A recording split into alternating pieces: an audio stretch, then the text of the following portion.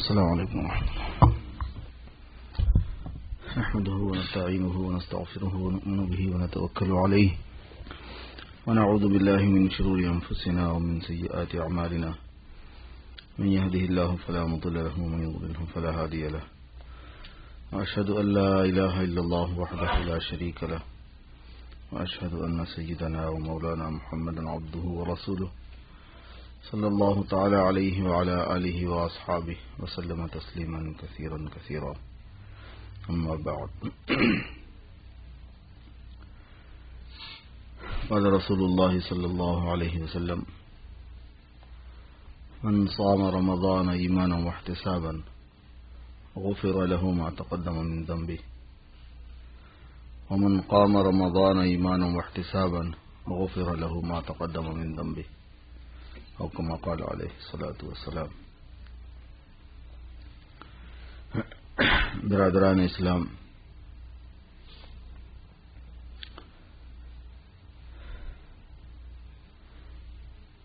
اللہ رب العزت نے اس ماہ مبارک کو برکت والا بنایا ہے.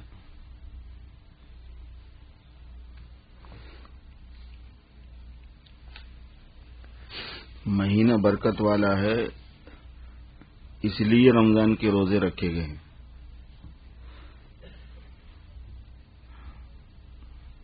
رمضان کے روزوں کی وجہ سے برکت والا ہو گیا ایسا نہیں ہے، بڑھ گئی برکت. رمضان کے روزوں کی وجہ سے اس میں اور اضافہ ہو گیا اور برکت بڑھ گئی. باقی رمضان کا مہینہ برکت والا اللہ نے بنایا ہے، یہ علماء نے لکھا ہے. اب یہ کہ اس کو اللہ تعالیٰ نے برکت والا کیوں بنایا ہے، تو یہ اللہ سے سوال نہیں کیا جا سکتا. جس کو چاہے برکت والا بنا دے. فاعل بالاختیار ہونے کی وجہ سے اللہ تعالیٰ فاعل بالاختیار ہیں، تو اس کی وجہ سے وہ جس چیز کو جیسا چاہے بنا لے. علماء نے فرمایا کہ برکت والا کیوں، اس کا جواب یعنی یہ سوال ایسے ہی ہے جیسے اللہ نے کسی نبی کو نبی کیوں بنایا. فاعل بالاختیار ہے، وہ جس کو اللہ نے چاہا نبی بنایا، نبی کا انتخاب کیا نبی بنایا. ایسے ہی رمضان المبارک کے مہینے کو برکت والا بنایا ہوا ہے. فاعل بالاختیار ہے اللہ تبارک و تعالی. اور برکت کے اصلی معنی جو ہیں وہ بڑھنے کے ہیں، اضافہ ہونے کے ہیں. برکت کے اصلی معنی اضافہ، اصل برکہ یبدو کے معنی اضافہ ہونے کے ہیں. اب یہ اضافہ جو ہے مادی اعتبار سے بھی ہے، یہ اضافہ روحانی اعتبار سے بھی ہے. اصل روحانیت میں زیادہ اعتبار ہم کرتے ہیں. اس کے اثرات میں سے ہے یہ بات کہ اس میں کا نفل فرض کے برابر ہے. من ادا فیہ تطوعا کان کمن ادا فریضۃ فیما سوا. جو آدمی اس میں نفل ادا کرے گا تو وہ ایسا ہو جائے گا گویا اس نے کسی فرض کو ادا کیا ہو رمضان کے علاوہ میں. رمضان میں نفل پڑھنا غیر رمضان میں فرض کے برابر ہے. اور فرض ایسی چیز ہوتی ہے کہ اس کا مقابلہ عمر بھر کی نفل نہیں ہو سکتی. ایک فرض کا مقابلہ عمر بھر کی نفل نہیں ہو سکتی. جیسے حدیث شریف میں آتا ہے کہ اگر کسی نے جان بوجھ کر روزہ نہیں رکھا پھر نفل روزہ عمر بھر رکھا، اگر کسی نے جان بوجھ کر بلا عذر کے فرض روزہ نہیں رکھا اور پھر عمر بھر نفل رکھا تو وہ عمر بھر کا نفل وہ ایک فرض کا بدل نہیں ہے. فرض وہ چیز ہے.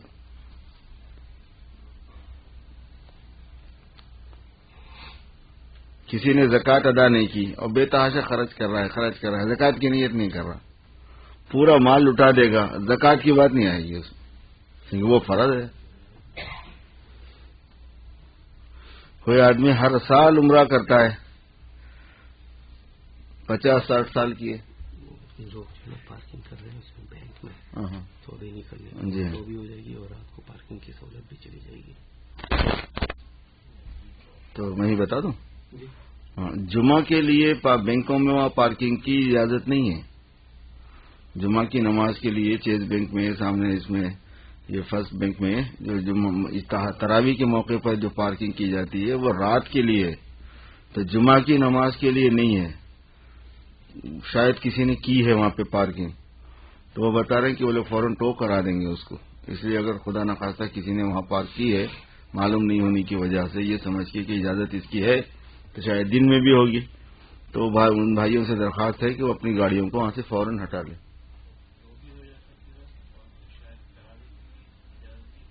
ہاں کہہ رہے یہ اب اس وقت کی تو ہو سکتی ہے، اور رات کی تراویح کی اجازت کینسل بھی ہو جائے گی. بے وصولی کریں گے تو پھر آدمی سختی کرتا ہے. تو برائے مہربانی جس نے بھی گاڑی ادھر پارک کی ہے اسے گزارش ہے کہ تھوڑے سا وقت جائے گا اور تھوڑی سی محنت اس کو ہوگی، لیکن وہ ہٹا لے برائے مہربانی وہاں سے. دوسروں کی اذیت کا سبب نہ بنے، نیک کاموں میں رکاوٹ کا سبب نہ بنے. وہ صرف تراویح کے لیے.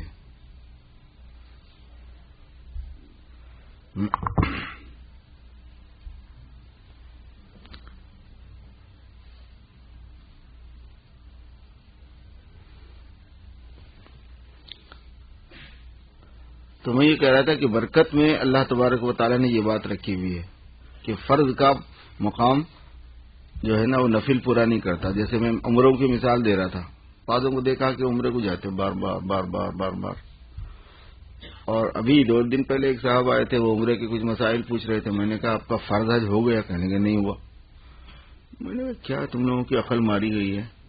جب فرض نہیں ہوا تو عمرہ کیوں کر رہے ہو بھائی؟ پہلے فرض ادا کرو. اور اگر تم وہاں پہنچ گئے بیت اللہ پہ تو وہ اسی سال فرض ہو جاتا ہے. اب عمرے کے لیے کوئی رمضان میں گیا تو آنے والا حج اس پر فرض ہے، کینسل نہیں کر سکتا وہ اس کو.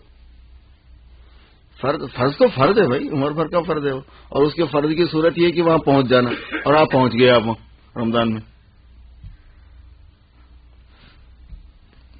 کیونکہ جو بیت اللہ پہ پہنچ سکتا ہے اس پر حج فرض ہو جاتا ہے.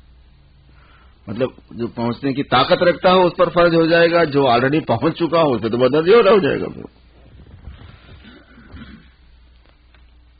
تو فرض کی اہمیت کا ایک تھوڑا سا ذکر کر رہا تھا میں کہ فرض کے اندر یہ بات ہے کہ ایک فرض کا مقابلہ، فرض حج کا مقابلہ پورے عمر بھر کی عمرے نہیں ہو سکتے. ایک فرض کا مقابلہ، ایک فرض روزے کا مقابلہ پورے عمر بھر کے نفل روزے نہیں ہو سکتے. ایک فرض نماز کا مقابلہ پوری عمر بھر کی نفل نمازیں نہیں کر سکتی. فرض وہ چیز ہے، فرض اللہ کے اس خاص حکم کا نام ہوتا ہے جو اللہ نے اپنے بندوں پر اپنے الہ ہونے کی وجہ سے مقرر فرمایا. خالق اور مالک اور رب ہونے کی وجہ سے اللہ نے اپنے حق کو استعمال کرتے ہوئے، کیونکہ اللہ پاک کو یہ حق ہے کہ اپنے مخلوق کو جو چاہے وہ حکم دے، اس کی وجہ سے انہوں نے فرض کیا ہوا ہوتا ہے. نمازوں کی اہمیت اس لیے اتنی زیادہ ہے، روزوں کی اہمیت اس لیے اتنی زیادہ ہے، زکوٰۃ کی اہمیت اس لیے اتنی زیادہ ہے. تو رمضان المبارک کی آپ برکت کا اندازہ اس سے فرمائیے کہ اس میں نفل کی ادائیگی فرض کے برابر ہے. نفل روزہ تو نفل نہیں ہو سکتا، نفل نمازیں، نفل صدقات، نفل اعمال بہت ہوتے ہیں. صلہ رحمی، خاندان والوں کے ساتھ اچھا سلوک. اور ومن ادا فی فریضۃ کان کمن ادا 70 فریضۃ فیما سوا، جو آدمی ایک فرض ادا کرتا ہے اس میں تو وہ رمضان کے علاوہ 70 فرض ادا کرنے کے برابر ہے. رمضان کے علاوہ 70 فرض ادا کرنے کے برابر ہے. وہ برکت، یہ برکت ہے رمضان کی. برکت مانے اصل بڑھنے کے ہیں. کھانے میں برکت ہے. تسحروا فإن فی السحور برکہ، سحری کھایا کرو اس لیے کہ سحری کھانے میں برکت ہے. وہ کھانا بھی جو ہے وہ خاص نورانیت پیدا کرتا ہے. سحری کا کھانا خاص نورانیت پیدا کرتا ہے. ایک وجہ اس کی خالص یہ بھی ہے کہ عمل کا خاص اثر نیت سے عمل میں خاص اثر آیا کرتا ہے. عام دنوں میں جو آدمی کھا رہا ہوتا ہے اس میں ضروری نہیں ہوتا کہ عبادت پر طاقت حاصل کرنے کی نیت باقی رہے.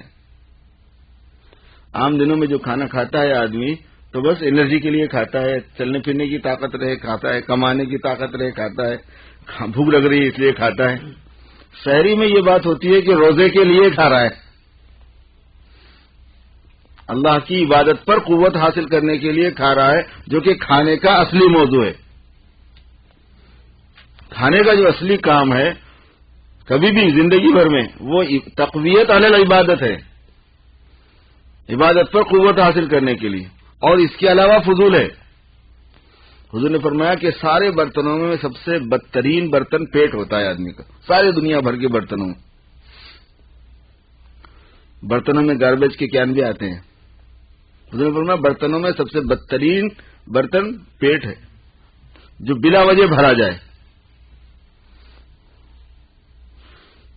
سوائے عبادت کی تقویت کے، کہ وہ اس لیے کھائے پیے کہ عبادت میں قوت رہے، کیونکہ اللہ نے عبادت کا حکم دیا ہے. ہم تو کبھی نیت بھی نہیں کرتے. تو تسحروا فإن فی السحور برکہ میں برکت کا جو کانسیپٹ ہے وہ ایک یہ بھی ہے، علماء نے لکھا ہے. ویسے تو 25 وجوہات لکھی ہیں کہ سحر میں برکت کا کیا ہے. جب کوئی آدمی سحر میں اٹھے گا تو کیا کیا چیزیں ہو سکتی ہیں جس کی وجہ سے برکت ہے. علماء اس میں جاتے ہیں پھر باریکیوں میں، کہ جب آدمی اٹھتا ہے تو سوچتا ہے چلو 2 رکعت پڑھ ہی لوں، تہجد پڑھ لیتا ہے. جب آدمی سحری کے لیے اٹھ جاتا ہے تو قضا نماز ہونے کا ڈر نہیں باقی رہتا فجر کی، اللہ ہے کہ خود ہی نیت کا خراب ہے، کھا کے سو گیا نماز سے پہلے تو اس کا کوئی علاج نہیں ہے. سحری کے لیے جب آدمی اٹھتا ہے تو استغفار کرتا ہے اس موقع پر. وبالاسحار هم یستغفرون، ایمان والوں کی خاص بات یہ ہے کہ وہ سحر کے وقت میں استغفار کرتے ہیں. قرآن پاک میں ہے ایمان والوں کی خاص علامتوں میں سے جو بات لکھی ہے سورہ ذاریات میں، وہ یہ ہے کہ وہ سحری کے وقت میں اللہ سے معافی مانگتے ہیں. اور اس کا مطلب ہے صبح ہونے سے پہلے، فجر ہونے سے پہلے اللہ سے معافی مانگنا اللہ کو خاص پسند ہے، کیونکہ لوگوں کے آرام کا وقت ہے. ایک بندہ اپنے آرام کو چھوڑ کے اللہ کے سامنے ہاتھ جوڑ کے معافی مانگتا ہے تو گویا اس کے پاس معافی کی اہمیت ہے. وہ ایک اپنی ضرورت سمجھ رہا ہے، وہ اس کو ریکگنائز کر رہا ہے کہ ہاں یہ اس کے واسطے کتنی امپورٹنٹ ہے. اللہ پاک کو بھی اللہ بھی چاہتے ہیں کہ بندہ اس کو محسوس کرے اس چیز کو. اور پھر خاص رحمت کے نازل ہونے کا وقت ہوتا ہے. کھانے کی نیت سحری روزہ رکھنے کی ہے، اور جو فرض کا مقدمہ ہوتا ہے وہ خود فرض ہوتا ہے. عبادت کا مقدمہ جو ہوتا ہے وہ خود عبادت ہوتا ہے. عبادت کا موقوف علیہ وہ خود عبادت ہوتا ہے. جیسے نماز عبادت، وضو عبادت اس لیے ہے کہ وہ نماز کا موقوف علیہ، ورنہ وضو اپنی ذات میں اچھی چیز ہے، بس عبادت کا تو کوئی موقع نہیں ہے. اسی وجہ سے اس کو عبادت مقصودہ میں شمار نہیں کرتے. عبادتیں 2 قسم کی ہیں، عبادت مقصودہ، عبادت غیر مقصودہ. عبادت مقصودہ ان کو کہتے ہیں کہ بحیثیت عبادت ہونے کے مقرر کیا گیا ہے شریعت میں. عبادت غیر مقصودہ ان کو کہتے ہیں کہ بحیثیت عبادت ہونے کے مقرر نہیں کیا گیا، وہ ذریعہ ہے عبادت کا. اس لیے تو ذریعے کو بھی اصل کا حکم ہوتا ہے اسلام میں. بغیر وضو کے نماز نہیں ہوتی، اس لیے وضو عبادت ہے. اس لیے بغیر وضو کے آدمی رہا تو گنہگار نہیں ہے عام حالت میں، حالانکہ وہ عبادت اسی وجہ سے نہیں ہے کہ وہ اصل میں استنجا کر کے آئے، وضو نہیں کیا آپ نے. کوئی باوضو رہے تو ثواب ہے، لیکن اگر بے وضو ہے، نماز کے وقت نہیں ہے، استنجا کر کے آیا، وضو نہیں کیا، تو وہ چونکہ کوئی مستقل مقصود عبادت نہیں ہے، وہ اس لیے کوئی حرج نہیں. اور احکام میں بڑا فرق ہوتا ہے. عبادات غیر مقصودہ کی نظر نہیں مان سکتے آپ، نظر عبادت مقصودہ کی ہوتی ہے. یعنی آپ یہ نہیں کہہ سکتے کہ اگر میں امتحان میں پاس ہو گیا یا میرا بچہ امتحان میں پاس ہو گیا تو میں 25 وضو کروں گا، 15 غسل کروں گا. یہ کیا بات ہے؟ میں چونکہ اس سے نہیں کر سکتے یہ کام کہ یہ عبادات مقصودہ میں سے نہیں ہے، عبادات غیر مقصودہ میں سے. تو اس کے اندر عبادت کی شان کس وجہ سے آتی ہے؟ نماز کی وجہ سے آتی ہے. تو روزے کا مقدمہ، روزے کا موقوف علیہ سحری ہے. تو روزہ جیسی اہم ترین عبادت جس کے ثواب کی تحدید نہیں کی گئی، جس کے ثواب کو مقرر کر کے نہیں بیان کیا گیا کہ کتنا ثواب ہے، اتنا بڑا عمل ہے وہ. الصوم لی وانا اجزی بھی، روزہ میرا ہوتا ہے، میں بدلہ دوں گا. اور یہ تو آپ سنے ہوئے ہوں گے بہت مرتبہ کہ صوفیہ اس کو مجہول پڑھتے ہیں. الصوم لی وانا اجزا بھی، روزہ میرا ہوتا ہے، میں اس کا بدل ہوتا ہوں. میں بدلے میں خود ملنے والا ہوں اس کو، یعنی میری رضا مل جانے والی ہے، میری نزدیکی ملنے والی ہے، میری ولایت ملنے والی ہے اس کو. الصوم لی وانا، اس کا مقدمہ سے تھی. تو اس وجہ سے حضور نے فرمایا تسحروا فإن فی السحور برکہ. تو میں برکت کی بات کر رہا تھا کہ رمضان المبارک کا مہینہ برکت والا ہے، اس وجہ سے عبادتوں کے لیے اس کو خاص کیا گیا. بات مت کرو، قرآن پڑھو. اسلام میں جس چیز سے منع کیا جاتا ہے اس کا سب سے بہتر متبادل آلٹرنیٹ وہ دے دیا جاتا ہے. ادھر ادھر بات کیا کرتے ہو، قرآن پاک پڑھو. جاگ کے اوقات ضائع مت کرو، سو جاؤ مت، عبادت کرو. بات کرنے پہ پابندی لگا دی، کھانے پہ پابندی لگا دی، ملنے پہ پابندی لگا دی. اعتکاف کرو. ملنے پہ پابندی کیا ہے؟ اعتکاف کرو. علماء نے فرمایا کہ اصلاح کی 4 بنیادیں ہوتی ہیں. آدمی کے کھانے پہ کنٹرول، آدمی کے سونے پہ کنٹرول، لوگوں سے ملنے پہ کنٹرول اور بات کرنے پہ کنٹرول. کھانا اور پینا اور لوگوں سے ملنا اور بات کرنا. سارے صوفیاء کا اس بات پر اتفاق ہے کہ جس کو ان 4 چیزوں پہ کنٹرول ہوگا وہ شریعت پر عمل کر پائے گا، ورنہ نہیں کر پائے گا. اسی وجہ سے اس کا نام مجاہدات حکمیہ ہے. مجاہدہ حقیقی جو ہے اصل وہ ہوتا ہے کہ جس کے اندر اللہ تبارک و تعالیٰ کا حکم پورا کرنا ہوتا ہے، وہ مجاہدہ حقیقی کہلاتا ہے. مجاہدہ حکمی اس کو کہتے ہیں کہ اگر وہ کرے بندہ تو اللہ کے حکم کو پورا کر سکے گا، ورنہ نہیں کر سکے گا. جتنے پہلے پیری مریدی کی لائنیں، خانقاہوں کا جو نظام ہے، تربیت کا جو نظام ہے، تزکیہ کا جو نظام ہے، قرآن دین میں ترتیب کچھ ایسی ہے کہ پہلے اللہ کی طرف بلانا ہے، جس کو دعوت کہیے آپ.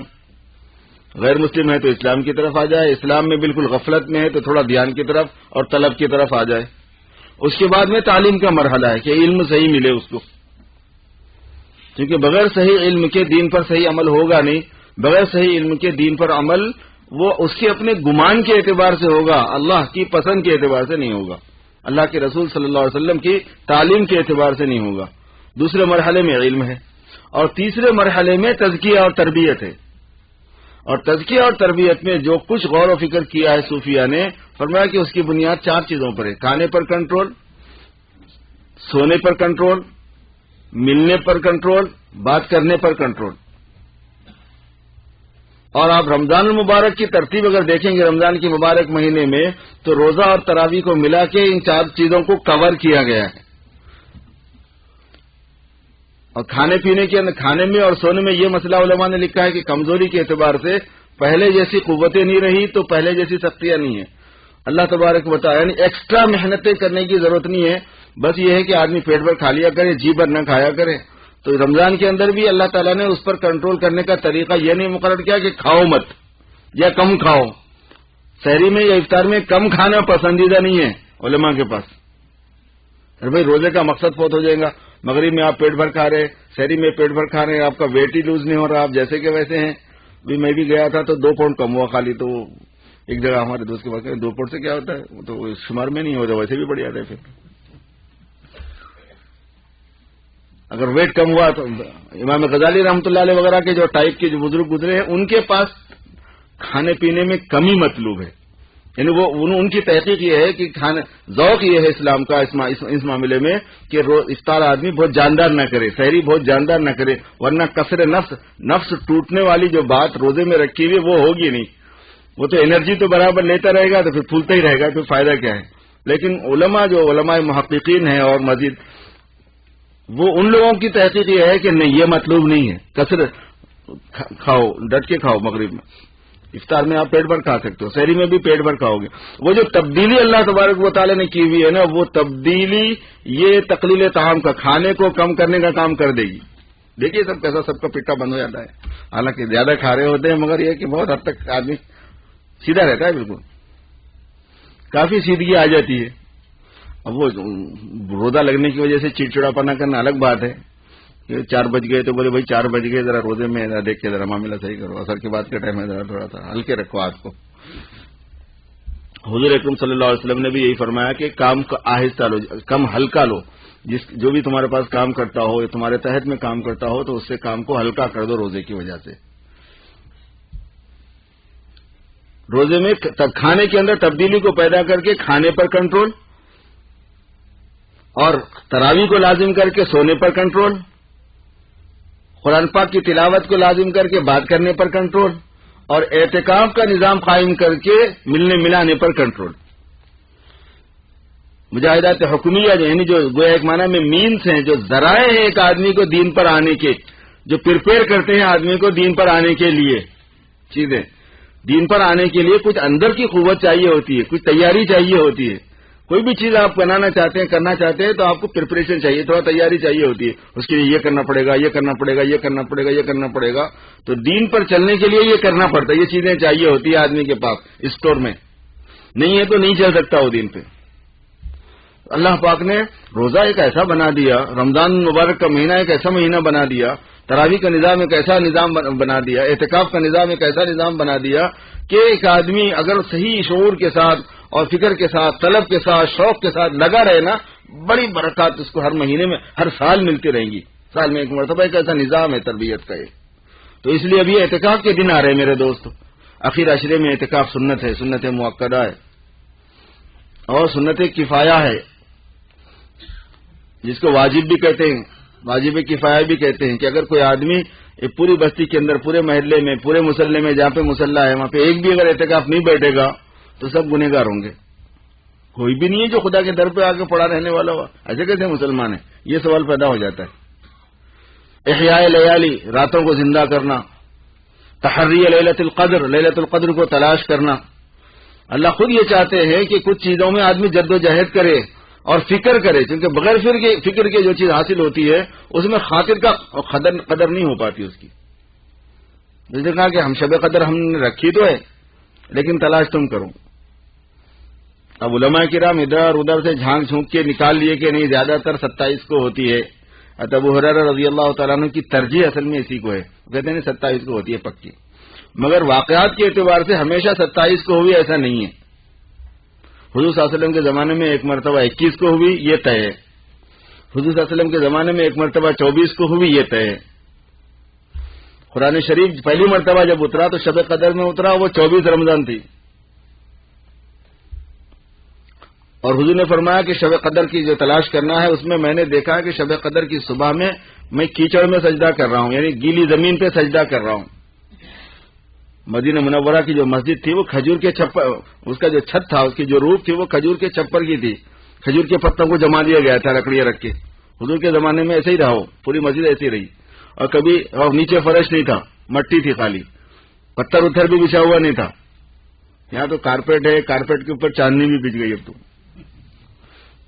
پہلے زمانے میں مٹی ہوتی تھی، کیونکہ مٹی پہ سجدہ کرنے میں اصل عاجزی انکساری کا شعور پیدا ہوتا ہے کہ تو کتنا ذلیل ہے۔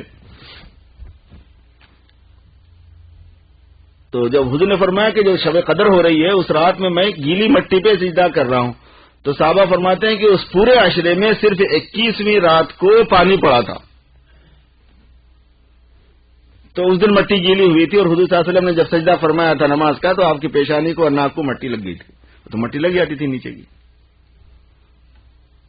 تو 21 کو بھی ہوئی شب قدر، 24 کو بھی خود حضور کے زمانے میں یہ 2 مرتبہ تو ثابت ہی ہے روایتوں کے اندر، تو کبھی بھی ہو سکتی ہو 23 کو بھی، البتہ حضور نے فرمایا کہ اخیر عشرہ ہے اس کے لیے، 29 کو بھی ہو سکتی ہے، 25 کو بھی ہو سکتی ہے، 27 کو بھی ہو سکتی، تحری کرنا ہے۔ تو تحری لیلۃ القدر کے واسطے بھی اصل اعتکاف ہے کہ 10 دن اگر آدمی اعتکاف میں بیٹھ گیا، مصنون اعتکاف میں، ایک ہوتا ہے سنت والا اعتکاف، ایک ہوتا ہے نفل والا اعتکاف۔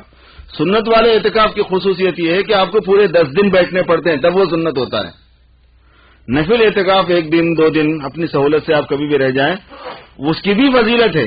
1 دن کا نفل اعتکاف اللہ کو اتنا محبوب ہے کہ اس کی فضیلت یہ ہے کہ آدمی کے درمیان اور جہنم کے درمیان 3 خندقیں قائم کر دی جاتی ہیں، ہر خندق کی مسافت آسمان و زمین کے درمیان کی مسافت کے برابر ہے۔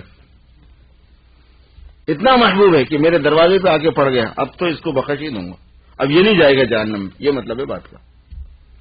اللہ تعالیٰ مجھے اور آپ کو سب کو قدر کرنے کی توفیق عطا فرمائے۔ سنتیں پڑھ لیجیے نہیں